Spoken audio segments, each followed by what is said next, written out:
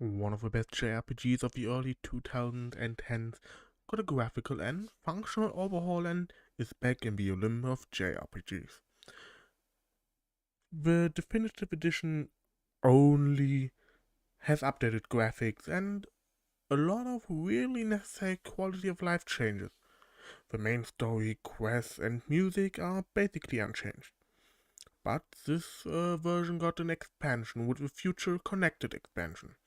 With the third installment of the Xenoblade mainline on the horizon, let's first talk about the story. Even after these, almost 10 years, the story of Xenoblade Chronicles is epic and almost immaculate in my opinion. Has some really good twists and turns and plays with your expectations when it comes to the true villain of the story. The only real gripe I have is that some scenes are pretty long, which in itself is not a problem, but they kinda drag on when you already know where the scene is leading or what the true purpose behind certain words and actions are, which honestly is just a second playthrough only problem. The music on the other hand, the music on the other hand is perfect and in my opinion even flawless, which I don't think about a lot of games that have that, even when it comes to JRPG. But let's get into the things that actually changed from the original Wii version of the game to this version. Now, I gotta be honest, I didn't think the graphical update was necessary at the first moment because my memories from playing the Wii version were very wrong. I thought for whatever reason that it already looked similar to what it looks now. But boy, was I wrong, as you can see on the screen right now.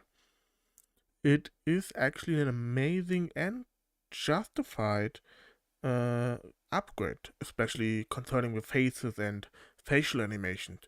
Yes, there are still some things that are a bit choppy, like the never ending sandwich, but overall, I don't mind, or let's say it doesn't hinder my enjoyment of the game.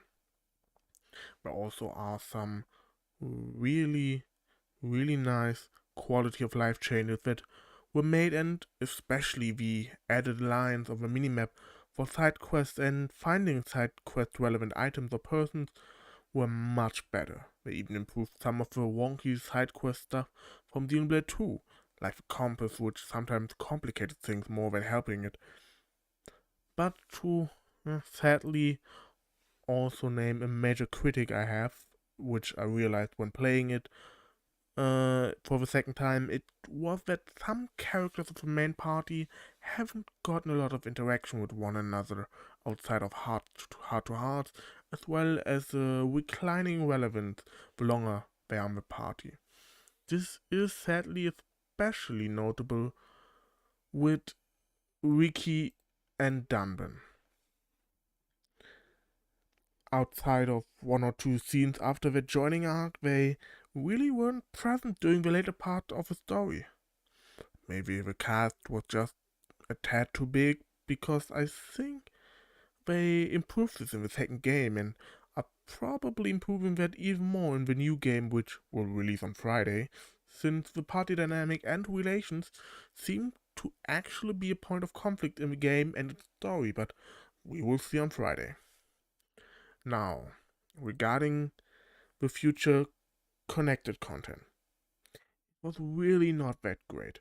It has some of the worst audio balancing and mixing I have seen in video games ever, and the story is just kinda there.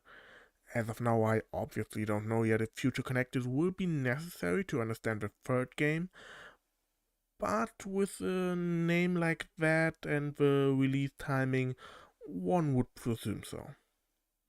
But it also is not that long. You really don't need to do all the side quests like I did and do everything. You could just rush through it in like 4 to 6 hours probably, and if it will be relevant in the third installment of your mainline, you will be set. So, if you have not yet played Xenoblade Chronicles and you are open to JRPGs and also a long runtime, you gotta give this game a chance. you will most certainly not be disappointed, especially now that it is really easily accessible to the, at least at the moment, relevant Nintendo console. And this version is even the real definitive edition of this game.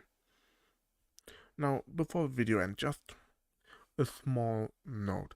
I'm sorry that there was no video last week. I was busy with real life stuff as well as preparing stuff for the following weeks when I'm playing through Xenoblade Chronicles 3.